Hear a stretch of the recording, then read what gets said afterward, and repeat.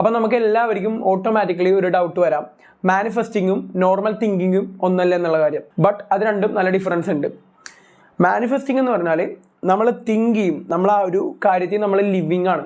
നമ്മളിപ്പോൾ നിങ്ങളുടെ dream life എടുത്ത് നോക്കിയാൽ ഡ്രീം ലൈഫിൽ നമ്മൾ ലിവിങ് ആണ്. അതോടൊപ്പം തന്നെ എന്ത് ചെയ്യുമെന്ന് വെച്ചാൽ നമ്മൾ ആ ഒരു ഡ്രീം ലൈഫിലേക്ക് എത്താനുള്ള ടാസ്കുകളും ആ ഒരു ഹാർഡ് വർക്ക് നമ്മൾ ഇടും. അതിനെയാണ് നമ്മൾ മാനിഫെസ്റ്റിംഗ് എന്ന് പറയുന്നത്. പക്ഷെ നോർമൽ തിങ്കിങ്ങിൻ്റെ കേസ് എടുക്കണമെന്നുണ്ടെങ്കിൽ നമ്മൾ ജസ്റ്റ് തിങ്കിങ് മാത്രം ഇരിക്കും.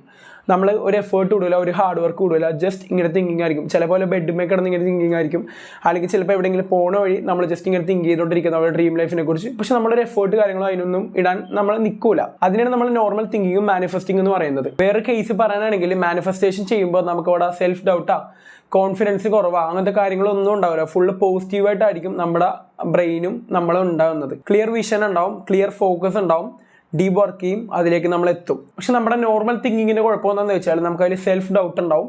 നമ്മൾ ചെയ്ത ആൾക്കാർ എന്ത് വിചാരിക്കും എന്നുള്ളൊരു നെഗറ്റീവ് നമുക്ക് വരാം. അതുപോലെ തന്നെ ഓട്ടോമാറ്റിക്കലി നമുക്ക് അവിടെ ഡൗട്ട് ഫീൽ ചെയ്യും, നമ്മളോട് നമുക്ക് ഡൗട്ട് ഫീൽ ചെയ്യും, ഇത് ചെയ്താൽ ശരിയാവുക അല്ലെങ്കിൽ ഫെയിൽ ആവുക എന്നുള്ള കാര്യമൊക്കെ ഫീൽ ചെയ്യും. അതാണ് ഈ നോർമൽ തിങ്കിങ്ങും മാനിഫെസ്റ്റേഷനും തമ്മിലുള്ള ഒരു ഡിഫറൻസ് എന്ന് പറഞ്ഞാൽ.